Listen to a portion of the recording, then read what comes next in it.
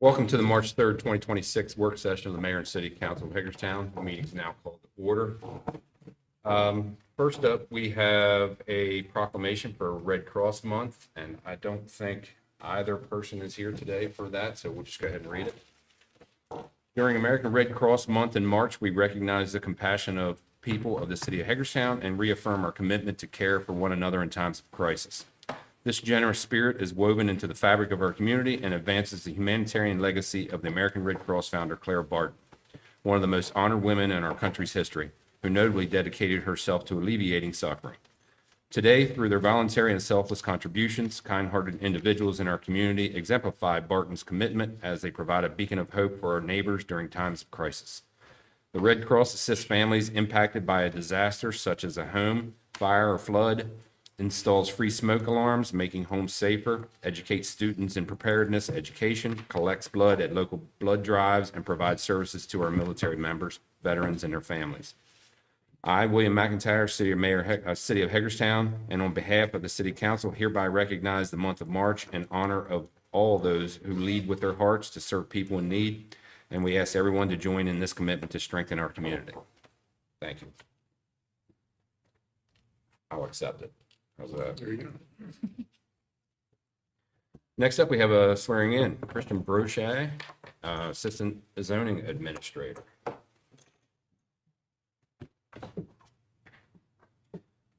Okay,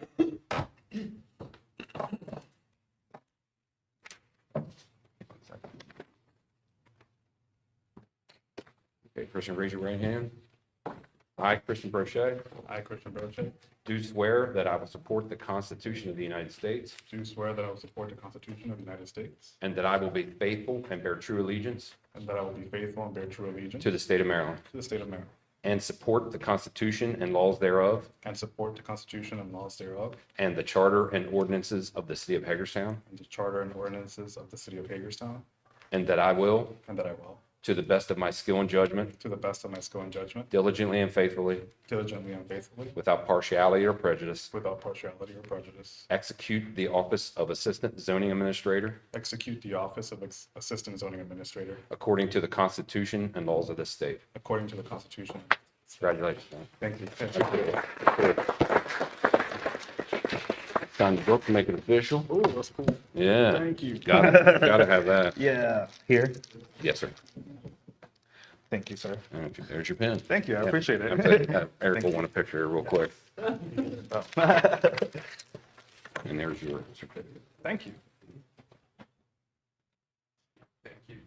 1, 2, 3. And 1, 2, 3. Good, thank you. Awesome. Thank you. I appreciate it.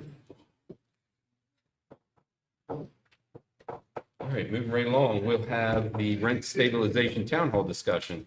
I ask Stacy McGee to come up.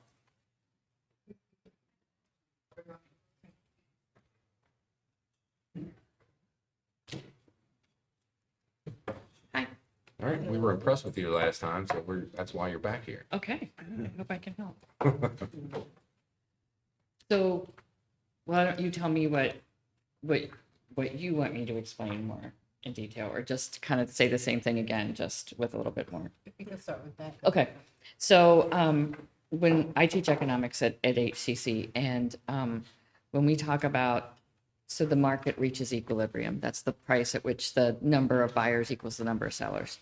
And when we want to hold that equilibrium point is like gravity, and the market is always trying to get there. So when we pick a price that is not that, it's always going to be trying to get there, and you have to force it to a price you don't want. So if the market right now says $1,500 for a 1-bedroom apartment in Hagerstown, and we say no, we're going to keep it at $1,300, it's unnatural to keep it there, and the market's always going to be, and that's when you start to see these unintended consequences.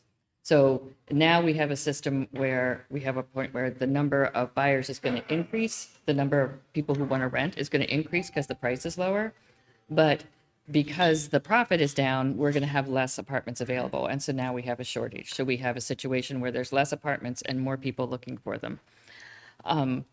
Why are there less apartments? We have people will convert them to things where they're not subject to the rent control. So condominiums, or they'll rent it as retail, or Airbnb or something like that, where they can rent it out at a higher price without having to be subject to the rent control. So there's less apartments available, more people looking, and we have a shortage.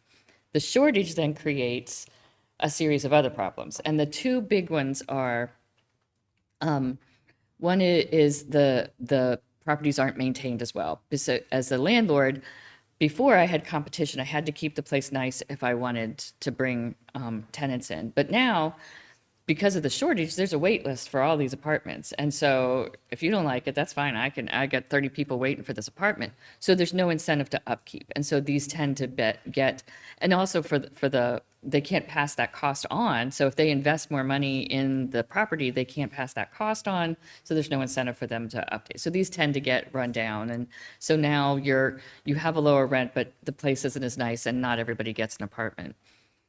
The second big side effect then is a black market, and that's the market trying to get back to the equilibrium. And so so while I can't legally charge more than $1,300 or whatever I said, they work out things. I pay you the legal rent, and then I pay you under the table for the rest, or something like that. And so that's the market trying to find its way back to that equilibrium price. But the problem is, those then tend to go, it's even higher than they were paying before. So if we started at equilibrium at $1,500, we put in a rent ceiling of $1,200 or $1,300. Now, when I have to pay the extra to make sure I'm one of the ones that gets that apartment, I'm up even higher than the $1,500 that was.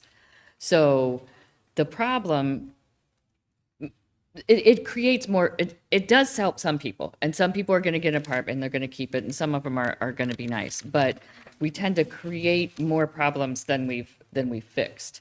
And I think it was Kristen who said it the last one, the problem is the shortage of housing. And that really is, if you want to bring the price of houses down, you have to increase the supply of houses.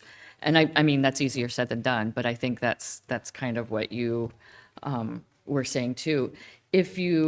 So there's alternatives to rent control. There's policies in place to try to increase the supply, expedite zoning types things, increasing, not like apartment buildings, but when somebody's just renting out what do you call it? Like the garage or whatever, like an attached thing, like those types of things where it's low density kind of things rather than a big apartment building. Those types of things help. But if you do end up with rent control, then it's important to try to keep those side effects in mind, because what Montgomery County saw when they they have an increase in evictions, they have an increase in homelessness, they have a decrease in permits. They have seen, and those are all those same things that we said. It happens every time. That rent control, and it's one of those things, it's kind of like minimum wage, where it sounds like you're helping people and you end up hurting the people that you're trying to help. Like with minimum wage, when you raise minimum wage, you increase unemployment, and you generally increase it to the minimum wage worker. So it's one of those things that it sounds good, but the ripple effects tend to be worse than the good that you do. I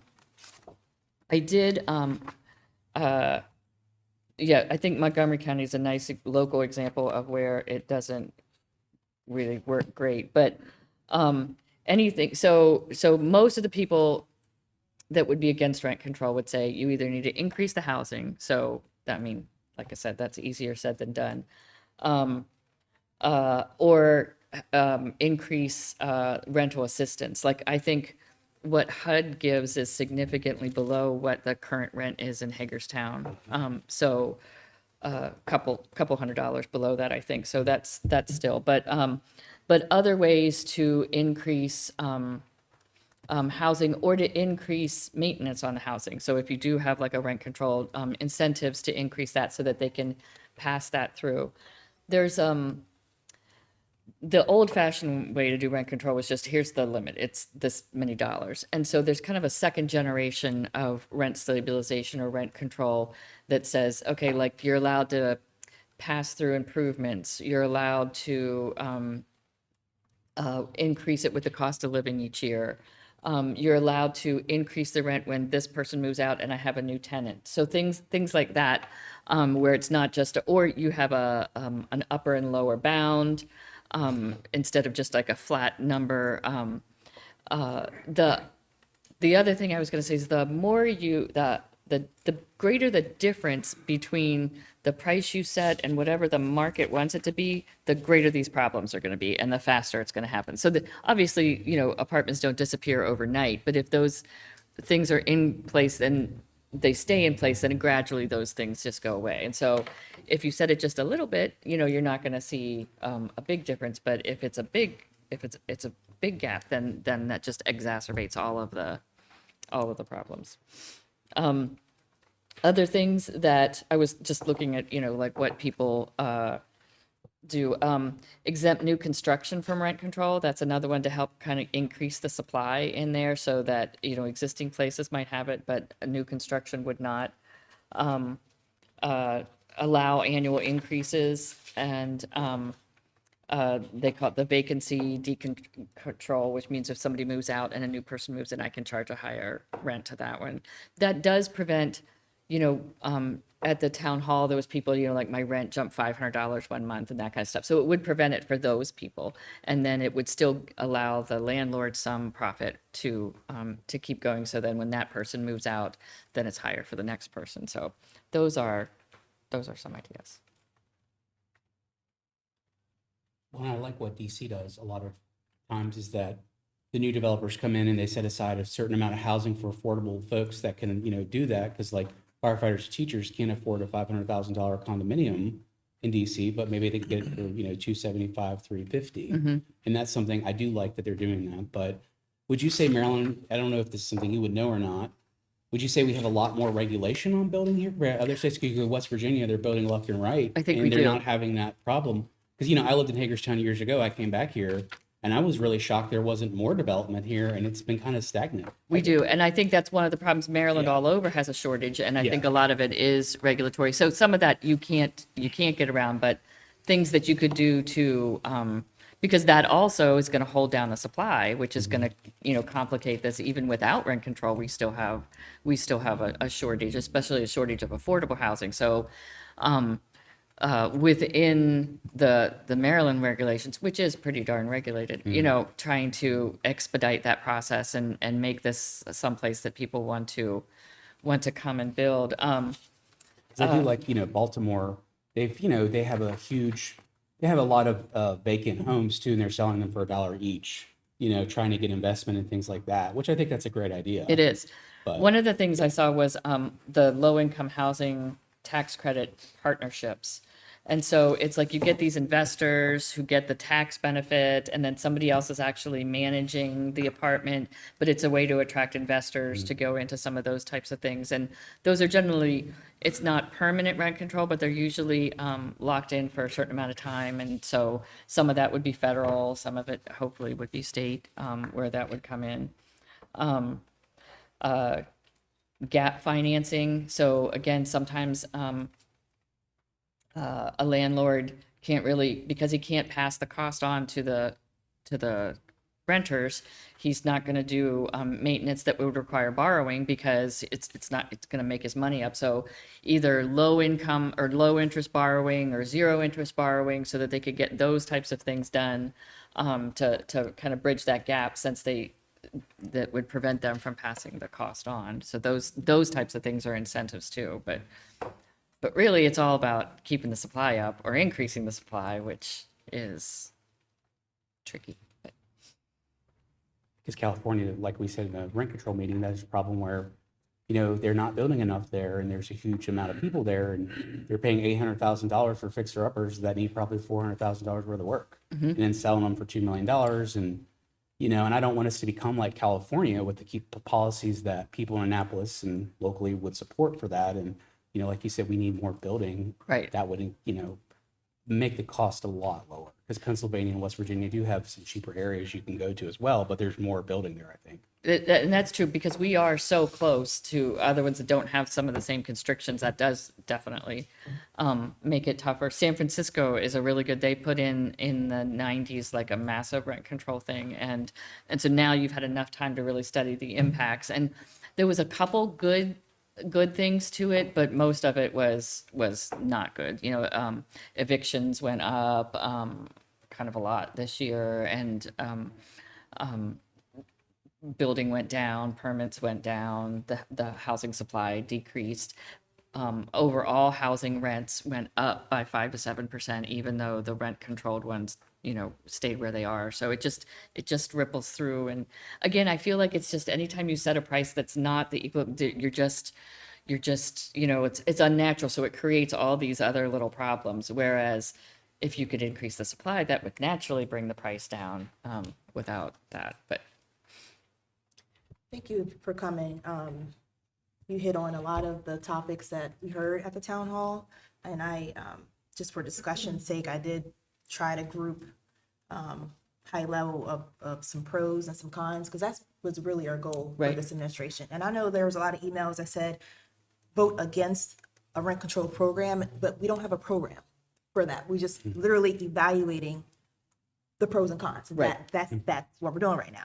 So I appreciate your input, because that's really helpful. But a lot of like the common theme from pretty much every landlord or developer or property owner was increase in rents due to taxes, utilities, trash, et cetera. That was pretty much like every single comment. And another really good point was a gentleman said, don't punish the good landlords. yeah, So whatever, you know, in the future, we do come up with something, I for one would not want to make a system that's really hard for landlords that are doing just that, having compassion for tenants, and having good tenants.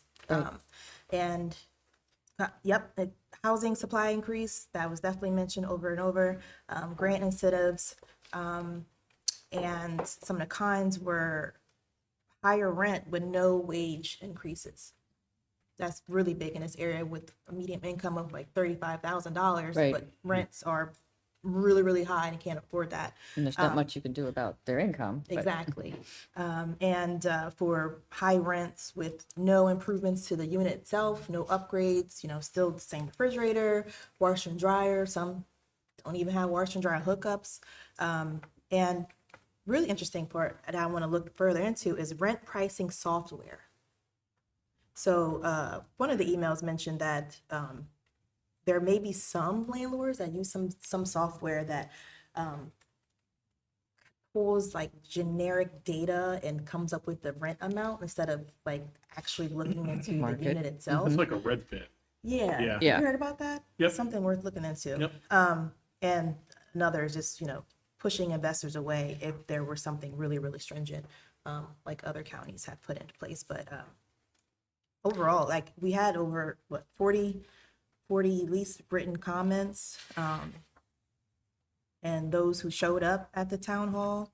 I think it's really great to see literally both sides of the aisle. And I think you're at an advantage. If you already had a rent control in place, it's very difficult to take it away. It's very painful to take that away and put it back. But since you don't have one in place, you have other options to stabilize rent without it being a rent control thing. And you do have, I mean, none of them are easy, obviously. You know, all these cities wouldn't face this problem if it was an easy solution. But you can help without having to go all the way to rent control. And I think, you know what I mean, just, you know, with some tweaks, anything will help at this point, you know, but Yeah, there was several emails with mentioning to use the existing tools that we already have or the programs that we do have, like with the rental licensing program, and using our inspectors, using the state tenant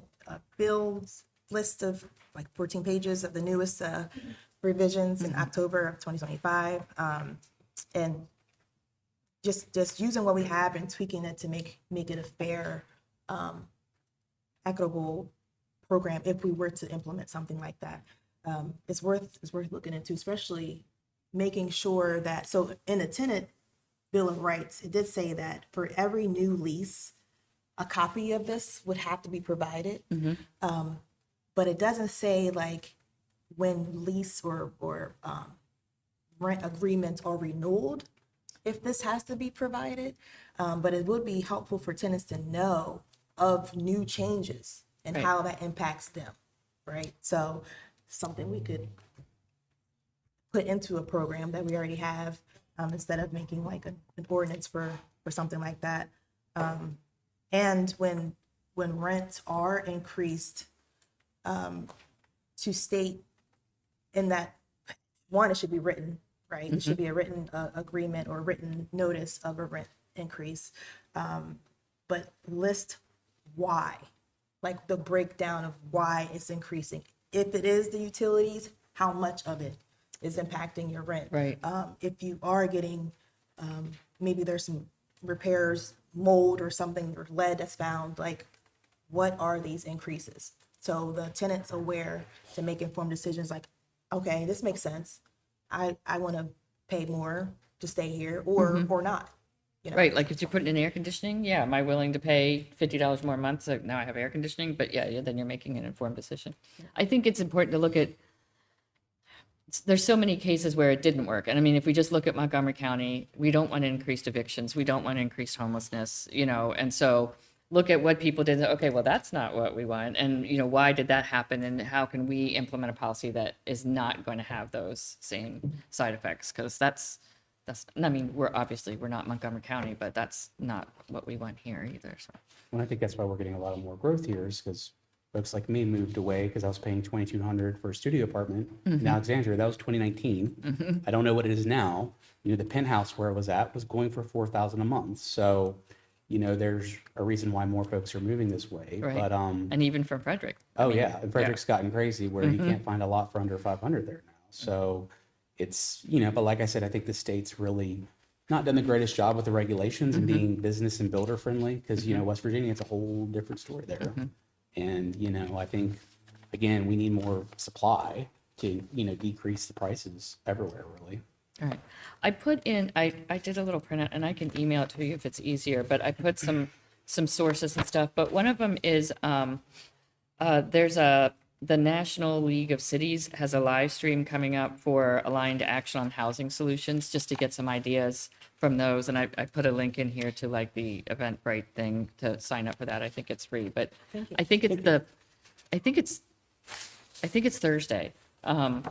But that's coming up, and it was just to, because people are, there's other solutions, and people are finding solutions all over. So it's just a matter of finding what they do. But One of the questions that we got this morning at the State of the City, which in my opinion appeared to be generated from the Chamber and the Greater Hagerstown Committee's recent delving into the housing availability issue, was this notion of middle or missing middle housing.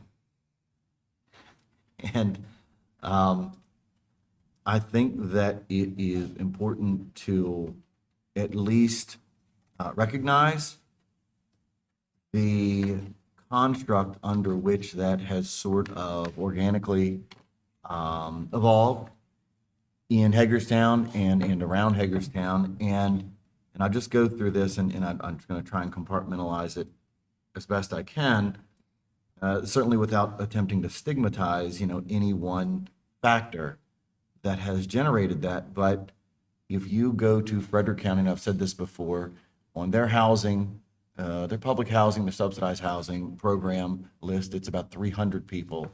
And then if they get to about 350, they close it off because they recognize that, their stock is able to support a finite amount over a finite period of time.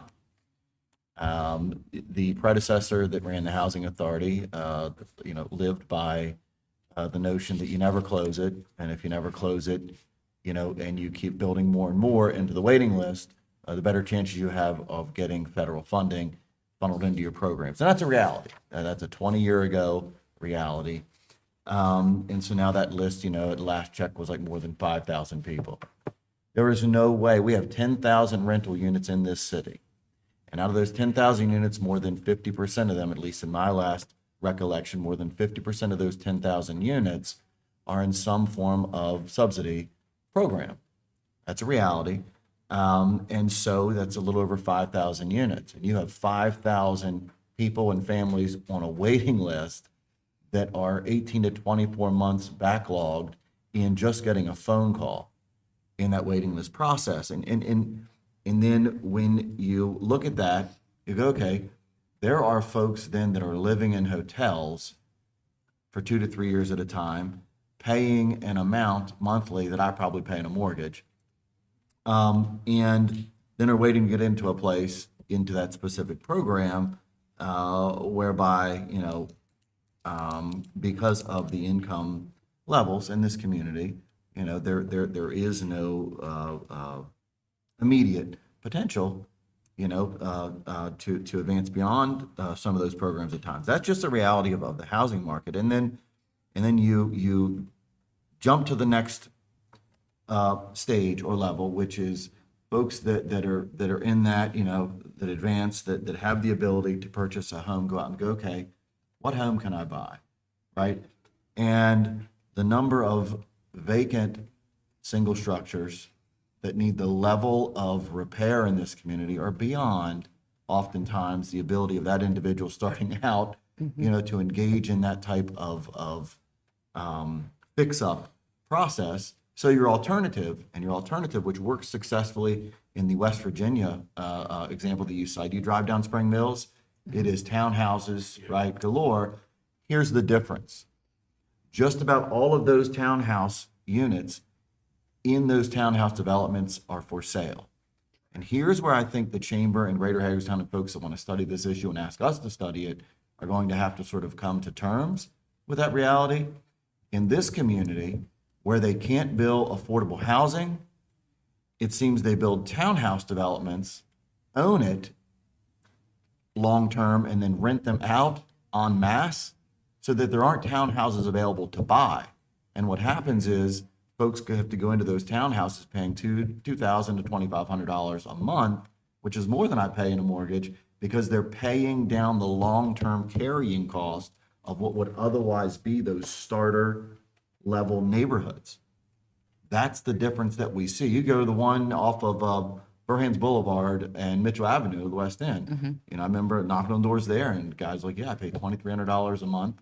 It's a rental, and all these are rental up and down the street. It doesn't provide that opportunity for somebody to buy that type of missing middle housing and then build that equity, in their own pocket to make that advancement over time, because they're paying down the long-term carrying cost equity of that private investor that is at times using some of those public incentive programs to make that money and then take it out of the community.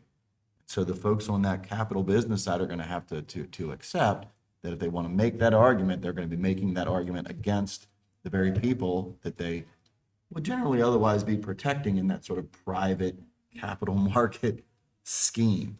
And I think that's one of the leading issues in terms of housing mobility, or those are two of the biggest factors in housing mobility that impact this community. And if those two factors don't change, I think that without the infusion of the level of housing that we see in places like West Virginia and Pennsylvania, we're not going to have that same experience.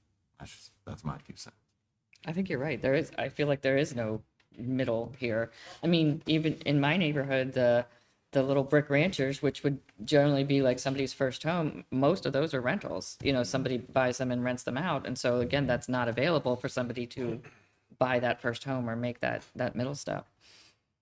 Because they're building, and then when they do build around here, it's not it's not like townhouses like West Virginia is. Yeah, So they're more expensive and harder to build. So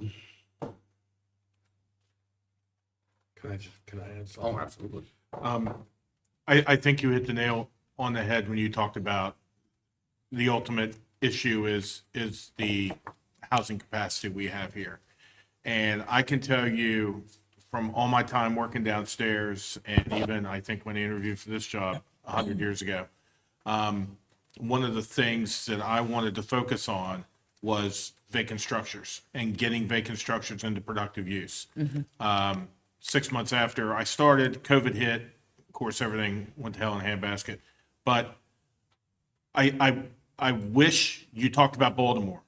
I wish that when housing policy was discussed in the legislature, they would quit just looking at Baltimore. Because as much as we hate to hear people say we are little Baltimore, especially when it comes to crime, we are little Baltimore. We have the same problems as Baltimore does when it comes to housing, except on a much smaller scale. It still affects us the same way, but on a much smaller scale. And to be able to utilize a program like the Baltimore Reinvestment Fund, where you can put a committee together where you can have the state put money into this fund, and then that fund just regenerates as properties are obtained and properties are sold. They do. Baltimore does take out of this fund. They do sell properties for $1. Now it comes with a little bit of a cost on the developer side, but still, it's moving these properties. And the last thing, we have a fundamental problem with the way the Department of Assessment and Taxation handles tax properties and properties that go to tax sale. We have far, far too many companies, LLCs, that come in here and wholesale buy up vacant properties. And when they do that, all they are doing is flooding the community of vacant housing, because they'll only foreclose. There are some, and I could rattle them off and pretty easily, but I won't do it, where they will scarf up 20, 25, 30 properties, and they'll foreclose maybe on one or two. But what they effectively do is they hold those properties hostage for 2 years until the foreclosure, until the state law says that property now goes back into the pool. In the meantime, taxes continue to accumulate. We continue to have to abate. And these properties at that time, usually the first time they go in, are salvageable. By the time this whole process gets done, they're not, for the most part. And then you're talking about demo, you're talking about major rehabilitation.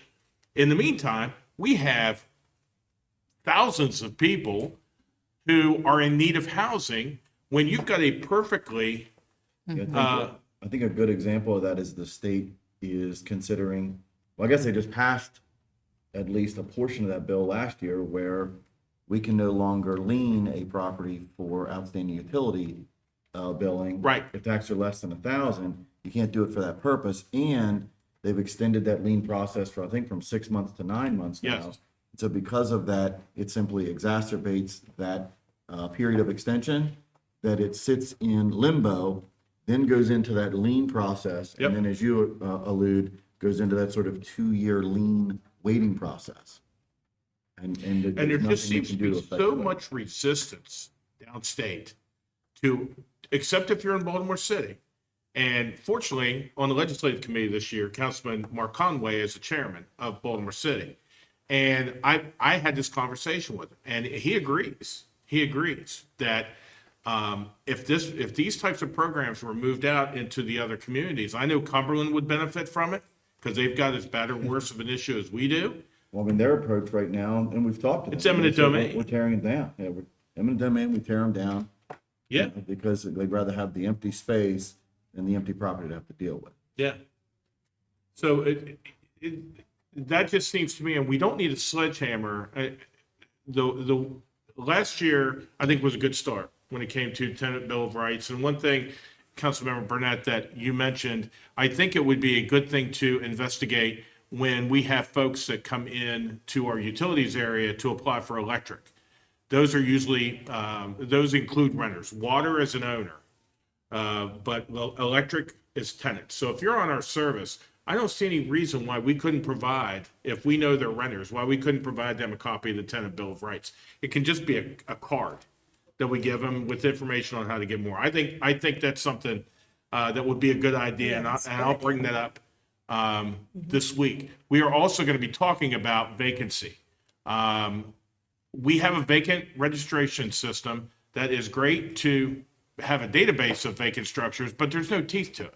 We can ask, what's vacant on this street? And we find out, it's like, okay, we need to come up with a way to start presenting you options that will allow us to get these moved and stop having these vacant structures sit and sit and sit and sit while we've got folks who are living in hotels, as Councilman Alshire said, who have no other choice that are definitely paying more than what a lot of us are paying in rent or mortgage. I think that a good avenue there, and so I sat down with the Landlord and Property Owners Association about 2 weeks ago, and I don't think that they had a ready awareness. One, I didn't have a ready awareness from the Property Owners and Landlords Association that they were as local and local focused as they are. Meaning, I'm guilty as any other person at any time of sort of, unfortunately, sort of lumping, folks together in a way that puts them in sort of, one box.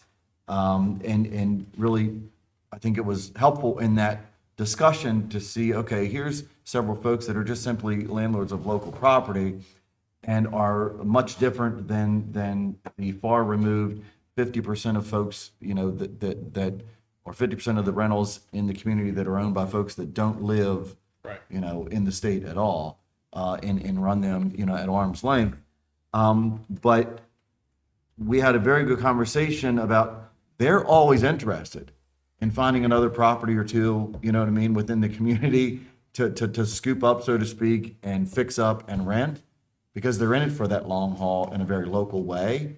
And it was odd because it was clear that we hadn't had a conversation with them in a way that said, hey, we've got this big list of empty properties that we'd like to get over to your capable investment hands. And I don't think that they had an awareness that there was that volume of vacancy. And I don't think I had an awareness that they were, that interested in seeking out that investment opportunity without really understanding or having a defined process to get access to them through. In other words, as soon as I said, hey, I bought the house next to me, it was abandoned, et cetera, they're like, oh, what house, what property, where's it at? I'm interested. So, you know what I mean? I think if they had that access or that avenue, I think that we've talked to them so much over the last 10 or 15 years about regulation.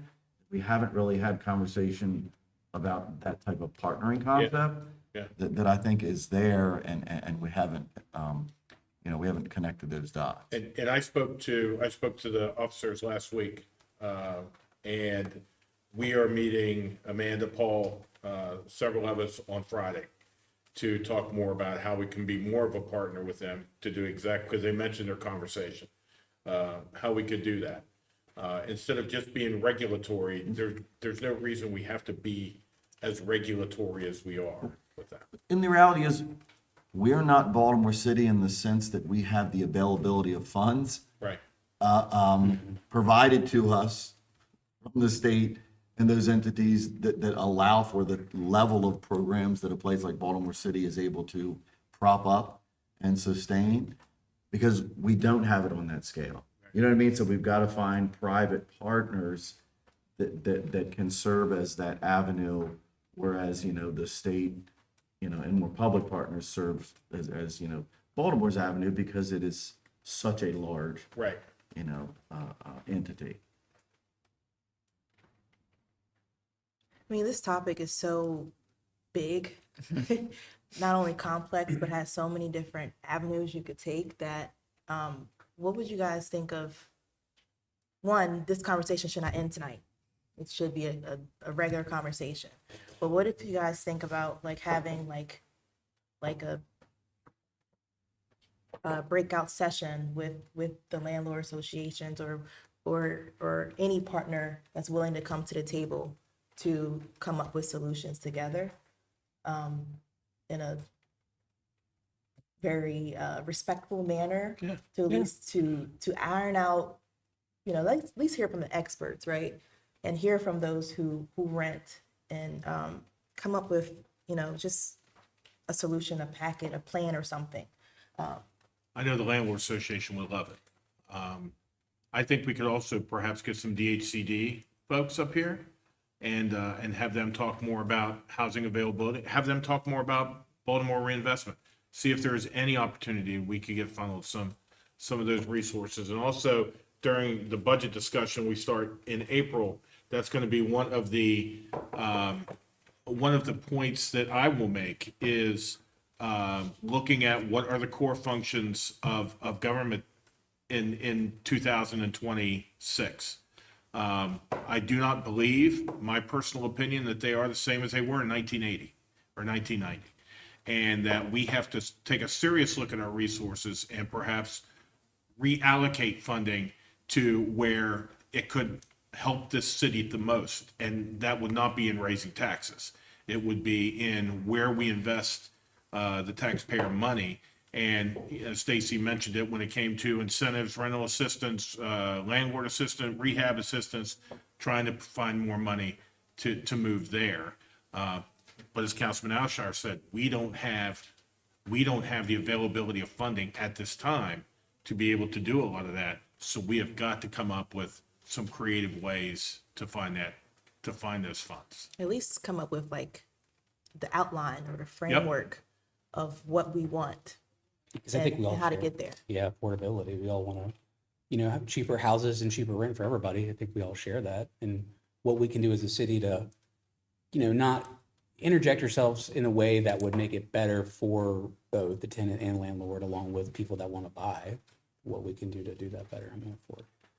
I think that the one other consideration that I had written down here that at least I've noted over time, and this has happened time and again over longer than I care to admit that I've been here, is this concern that arises from time to time, and Scott can attest to this being down in the billing for a period, is this overstock, meaning there are agencies within the community that absolutely want to do good by assisting others and finding safe and stable housing. And the other reality of that is it doesn't always readily exist. And so they place individuals in apartments and places that aren't absolutely that they know aren't of the best condition, that they know aren't of the best landlord, et cetera, et cetera. They just don't check those boxes. And what will happen from time to time is when there are just a broad array of nonprofits and agencies doing that all over the city at all times, every day,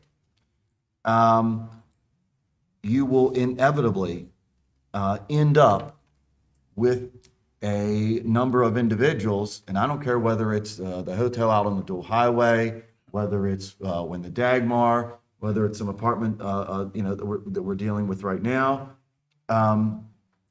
Individuals will be sort of in places in a number that is beyond the ability to then reposition when something occurs with that private owner, where at no fault of the city, that place has to be shut down or utilities have to be shut off because we're not that agency, meaning, we're not that private property owner.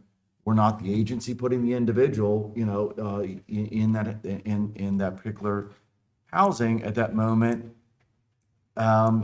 We manage the utilities and the taxes and those things that every property in the city's subject to, that we're responsible for. And if we've got to deal with an issue where, suddenly 50 apartments by a specific owner or one building by a specific owner has to be turned off, that we're suddenly in this position of having to be a party to rectify that. We don't have those tools. And it's as if the agencies at times don't have that collective conversation to ensure that they don't put themselves or the clients in which they're serving in those positions to be subject to that in a manner that's a lot of individuals at one time. 100% agree. We just do, that just doesn't exist anymore. So I think that has to be somewhere in the conversation.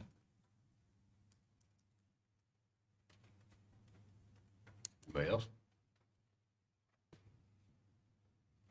Okay. Thanks, Stacy. Right, sure. I'll leave Thank them you. for you guys if you want them, and Yes, you know where to thank you find me. again. We'll see you next week when you come back and talk more. All right, next up, proposed parking permit system, Historic Heights neighborhood, Mr. Kim Bender. So, good afternoon. Back in February, we came to the council and made a presentation about a proposed parking permit system up in the Historic Heights neighborhood near Meredith Park. It was sort of sparked by resident concerns up there that during baseball games, there was limited parking available, on-street parking available, because so many people that were coming to the games were parking in that neighborhood instead of using parking decks or other lots around town.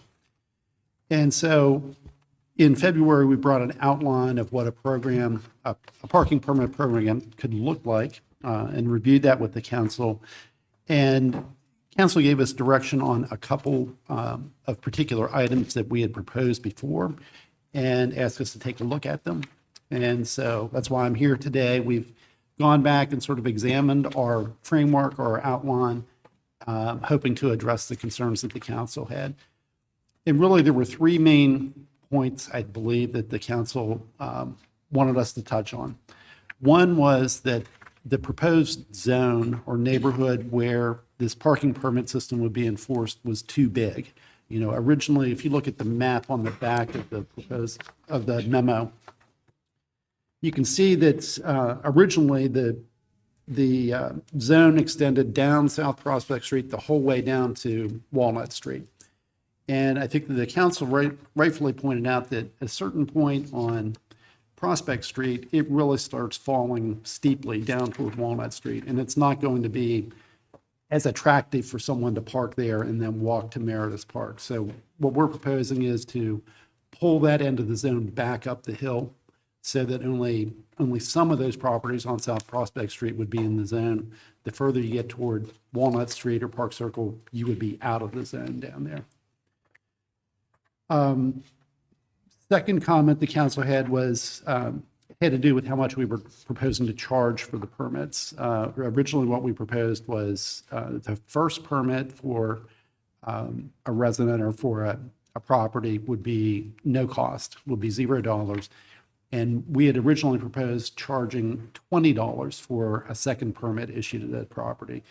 Council felt that that was probably excessive and asked us to look at that. And I think the discussion in February, I think we kind of landed on $15 for the second permit. And so that's what's being proposed now. Instead of 0 and 20, it would be 0 and 15 for those two permits. The third area that the council definitely had some concerns about was the proposed fee or penalty that we were going to charge.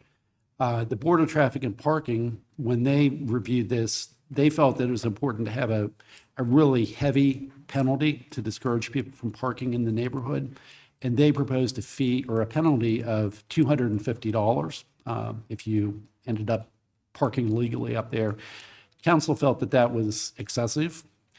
And through the discussion, we talked about what other cities are doing for penalties. And the city of Rockville, they have a parking permit system. They charge $50 for the first violation in the zone, and then they charge $100 for any subsequent violation. And I think that the council liked the sound of that and kind of agreed to that. So we've incorporated those three changes in the outline or the framework for the fee or for the program.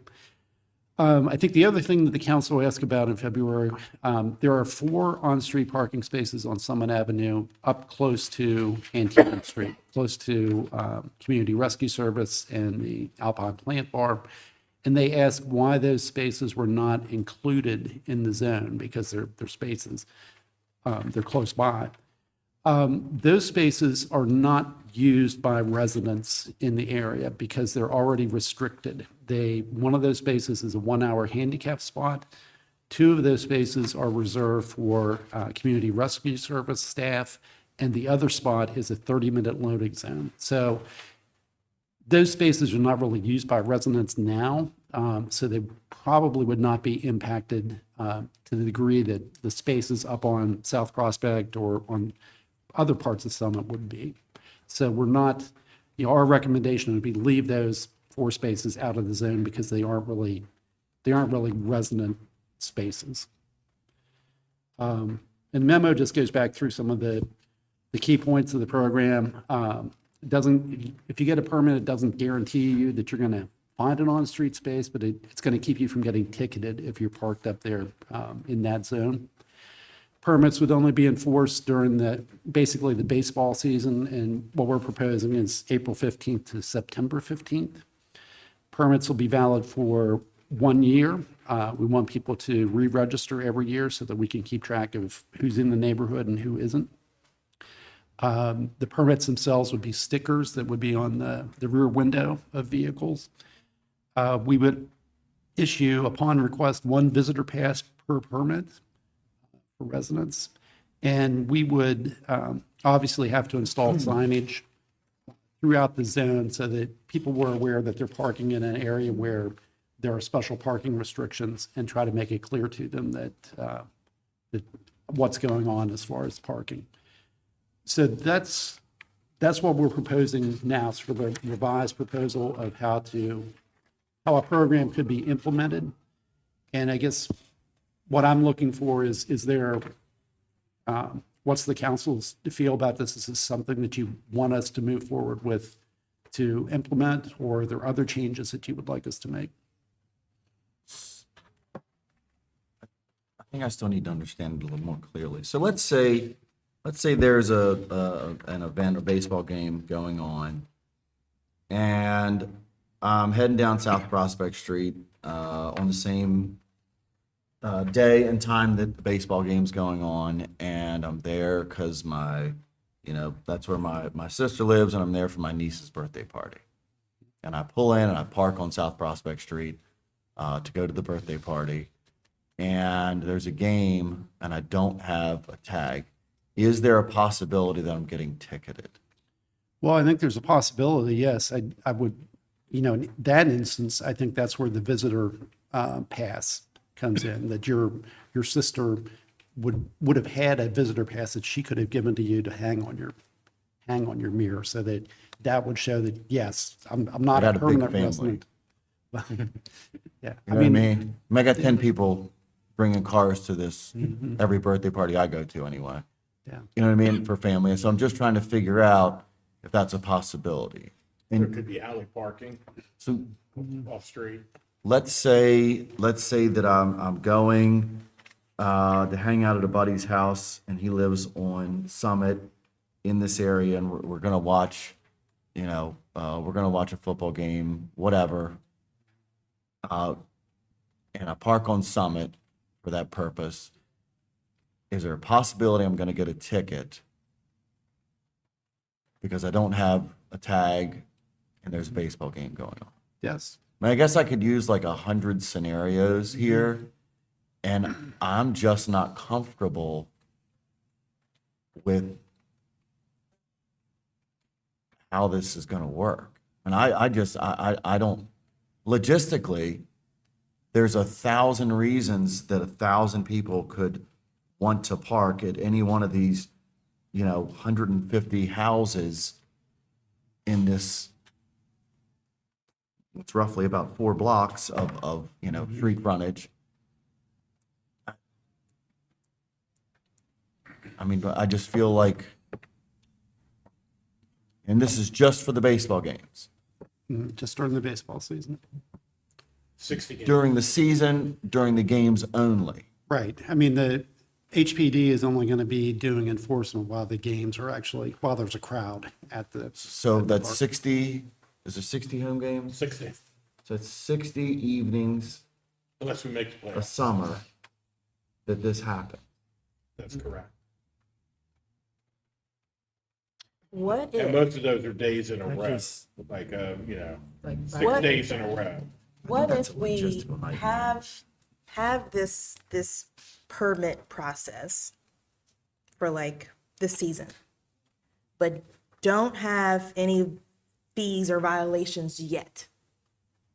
And evaluate what it looks like, with cars having permits, stickers, et cetera. And is this something feasible without having the violations first, to see what it looks like on Summit Avenue? And then come back and say, okay, this is something we can do, and revisit the violation cost. Yeah, like we went to Harper's Ferry one time and I parked all the way down, as close as you could possibly get. I didn't realize that you had to have that annual parks thing. They just put a note on my car that said, hey, you had to have that. And I was like, oh, well, thanks for the note. I don't have it. Thanks for not giving me a ticket, for not having it.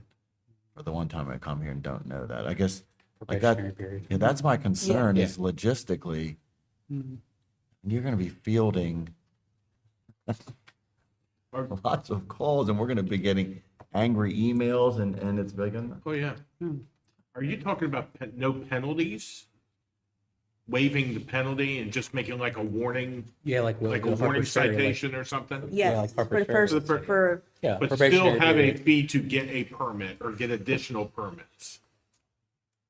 Number, number 7. oh, crap. Yeah. and if I live there, I don't have to get one. Right. But you could get fined if you're parked. The way for the this game. reads. If you don't have one. Right. But no fines yet. Yeah. At least see what We we're up can- against it before we start ticketing people. Yeah. But wait a second, I want to think about that. If we do it that way, I don't think anybody's going to come in and get a permit, number one. And so your police are going to be just writing sticky notes, you know what I mean, up and down the block for about 200 vehicles. You know what I mean? Because you aren't going to know the difference. And if half the people down there don't decide to get one, I don't know how you're going to know the difference anyway. Unless you're the person doing it repetitively and recognize, oh, that's Mr. Smith's, 2008 Honda Accord, and I'm not gonna, do that one. I'm just trying to wrap my brain around the logistics of this for an area that big. Or why am I buying a $15 second permit if nobody else is gonna get fined either? Well, Yeah, well, and I think that's the other part of this is the impetus behind talking about this is to try to address the issues that the residents up there are already having. And if we implement a program, but everyone knows that, okay, there's no real penalty behind it, I don't know that that's going to really relieve them of their parking issue. Except if you say you can't park here at all on game night without a permit. Right, but I think that if you're not penalizing somebody that disobeys that, then. No, what I'm saying is, for me, you would have to go to a system where it says, you don't park on this street as identified without a permit on game night. Like at all. In other words, it would be, I don't know, to me, it'd be kind of like, I guess we issue some permits back here in Central Lot. Right. That are kind of spelled for that purpose. And I think this would be, I mean, this is certainly this is a special situation, I would say, just because of what Meredith Park is and the demand that it draws to it. There are plenty of neighborhoods around the city that have parking issues. We hear about them all the time, but those are usually the result of other factors, not a big generator like Meredith Park is, bringing a lot of people from outside the neighborhood into a very close area. I still think we should also have signs up on Prospect, especially since Meredith Park brings so many people from everywhere. Like if you're coming in on day one of the first game, you're not necessarily going to know that you can't park up there. When we had talked a little bit with Downtown Baseball. They were at the first meeting that we had with residents up on South Prospect Street. And I think they have expressed a willingness to, if nothing else, to get the word out if we implement this program about, okay, there is a restricted parking zone near the stadium. They could put that up on their website. They could send it out on social media to help us get the word out on that. I feel like the more we engage in that, the more some individuals, in some instances of frustration, might express their frustration more vociferously, you know what I mean, to people attempting to park during those moments. In other words, the more we try and regulate it in a visible manner, in a permanent manner, I just think folks are going to go, I'm not, this is the 40th time I haven't been able to pull in front of my house this summer, and somebody's going to lose their cool at some point. Once we have a program that emboldens that individual to have that sort of, teeth behind them. So where are we at? This topic. I'm It should be not there. simple, right? But it's not. We keep on coming back to this. Where are we? I mean, most places that do this now, I'll just always go back to Nats Park in DC, is you have to have a permit. And if you don't have a permit, you get charged a pretty hefty fee for parking in that particular place without a permit. And they do have the subway system that goes there, so they don't have to worry Yeah. about parkers is. Well, now that there's so many people living down Yeah. in Navy Yards, I mean, they have permits. But they're also a heck of a lot bigger organization. So,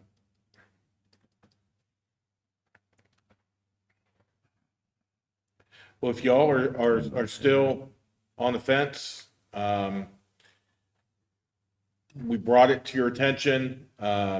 We can look at talking with the neighborhood and maybe see how it goes this year and bring it back again if it continues to be a significant problem, or maybe signage up there alone would be a good way to kind of dissuade people from parking up there. Let's start with that. Resident parking only during ball games, and not do permits, not do anything, and maybe, people will actually pay attention to a sign and not park there. There's plenty of other places they can park for free in the city. They're gonna have to walk. We have a ways, but- beautiful deck right across the Get their street steps from in. It's I just- summer, so. I think I struggle a little because there's like it's like a condo place up on the corner of Baltimore and South Prospect, right, on the left side when you're driving up. And that probably has several units in it, right?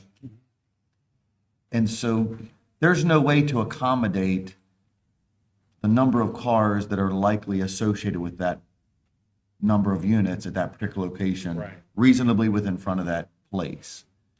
And if 3 decide to get a permit and 3 don't, I don't know how you're going to manage Cool other up than there. to say, Don't- hey, you've got to get this. You have to have this. Yeah, So unless you say you have to have this, I don't know that I'm comfortable embracing a voluntary approach with with an uncertain, I don't know how you get Penalty away with having, process. with making it a requirement to get, if you're gonna do that. But then you're gonna play Russian roulette with your neighbors trying to get parking spaces.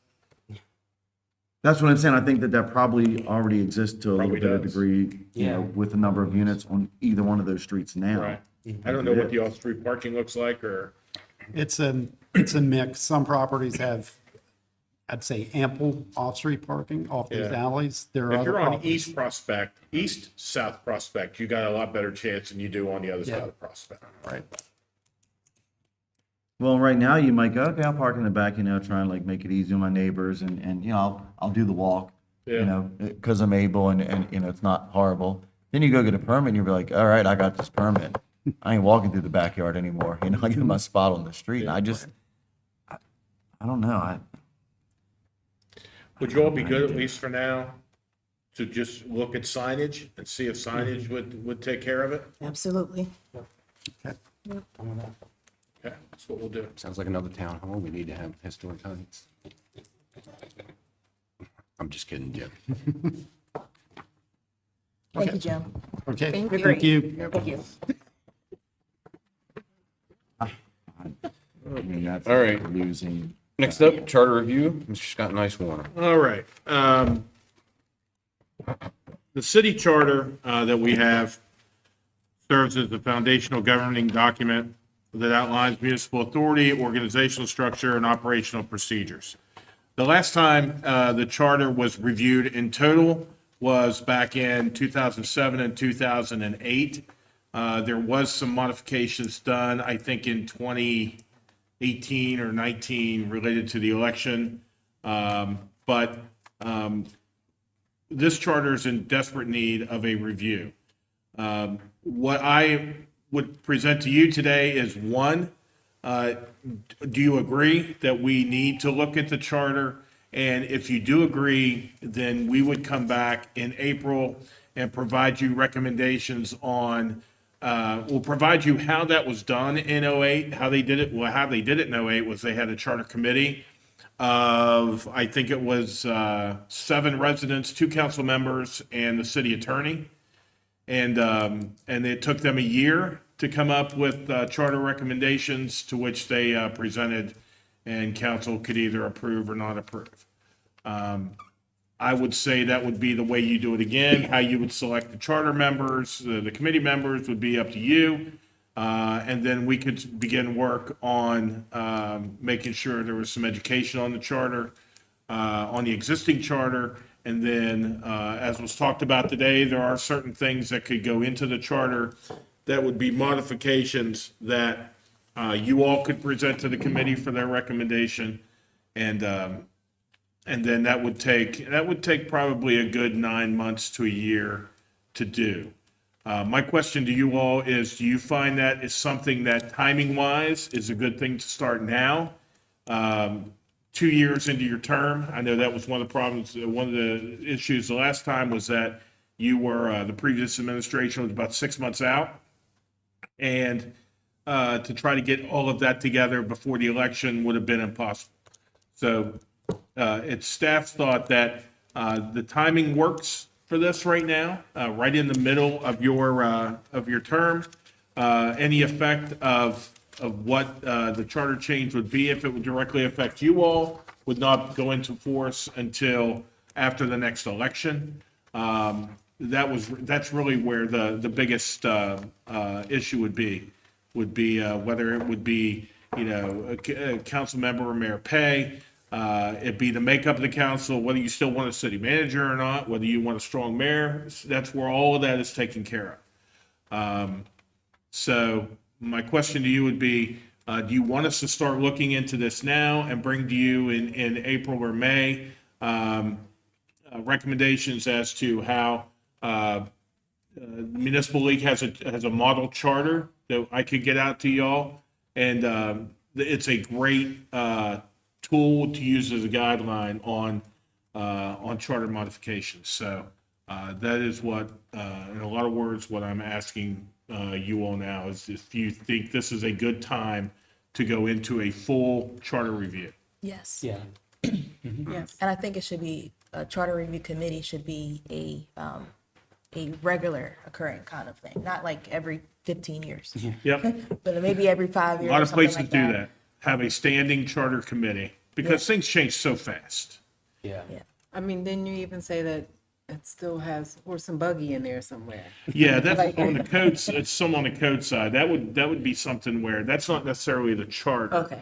That's more on the code side. And yeah, we don't tie horses up in front of City Hall anymore. So but that is definitely something Yeah. that's in there. I feel like it's Definitely a lot that probably now. needs change. Yeah. Definitely now, because I know we like you mentioned, we've had some requests to look into the charter more. Yep. So instead of waiting until the 11th hour to put something in place, it would be Yep. better to have it now. All right. Then I will start getting that information together for you and look to come back in April and start the actual process of you all developing the structure and how you want to get people on, how you want to recommend people on the committee, or whether you want an application process, whatever. So be thinking a little bit about that if you would. Okay. All right. Sounds good. Good deal. All right, city administrator.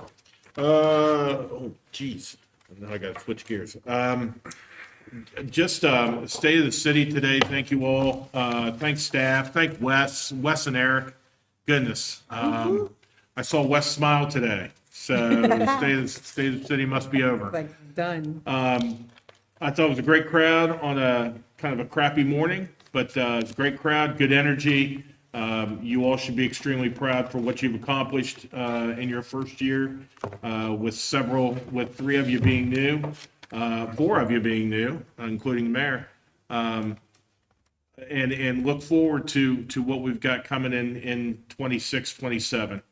And again, just let you know that we have preliminarily finished balancing the budget, and we will be bringing that to you on April 7th.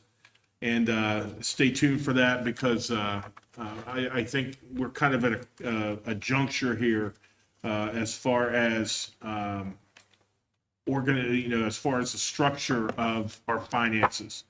And Councilman Alshire talks every year about the structural deficit. We may balance our budget, but structurally, we remain in a deficit. And we are no longer in an area where we can put all of that, as we've heard, on the back of the taxpayer. Because as much as prices and costs and costs of labor go up for us, it's happening just as bad or more on our residents. And we are not in a situation with our residents and our per capita and our economic situation to have to push that onto them. So there's going to be probably some later evenings in April and May, but I really think this is a crossroads year when we talk about the budget and how we fund government. So that's it for me. Okay. Councilman Flaherty?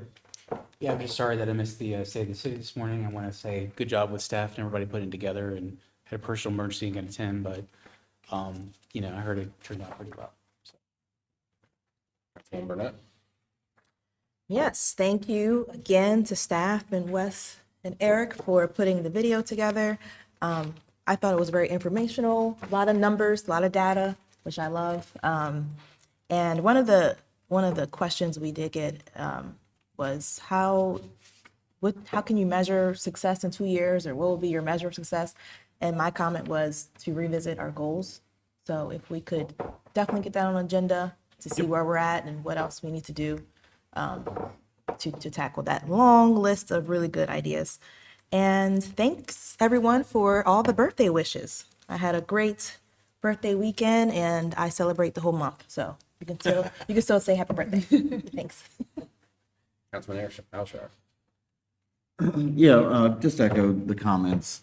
Obviously, with the video this morning, we all do our own individual part, so nobody really knows what it's going to look like, including us, until it's up on a board, and you don't know how folks are going to react to sitting through a government video at 7:30 in the morning to begin with. So fortunately, I think that it was upbeat, it was positive, and it was confident, and it flowed well together. I don't know that Wes and Eric probably had that, same confidence in mind 2 weeks ago, but just want to say you guys worked with the right folks to pull it off. I thought that all of the staff, again, came off as engaged in their job, absolutely competent in their job, and answered a lot of the questions I think that citizens have from time to time, concerns, complaints, things like that. Citizens have from time to time that spoke in a way that reaffirmed that it's a few number of people, but at the end of the day, they got it. And so I appreciated that sort of message. Councilwoman Bell? Yeah, I want to piggy as well. Wes and Eric did an amazing job with the video. I was sitting there like, I feel like it was just, I feel like we just did the first one, just starting out. So it was really good to see how different the numbers are, the different people in the video. I really like that we had more of the staff as well. So I like the numbers and the data as well, seeing just what we have accomplished thus far. So that's all I have. Okay, same. I know I complimented Wes and Eric on the video today, and as well as, giving a big shout out to Donna, Scott, and Janet on how much they helped me and the rest of us as well. But I want to reiterate that I want to make sure that all staff knows how much I appreciate them and all the time and effort they put into everything. It's not only these three that I ask questions to, but constituents always ask me a question. So I always, take it up the ladder to them, and they're always accommodating and give me an answer quickly, whether it's email or a phone call. So I want to appreciate everybody, tell everybody I appreciate them, and that's it for me. Do I get a motion to adjourn? So moved. Second? Any discussion on any items tonight? Okay, we're adjourned.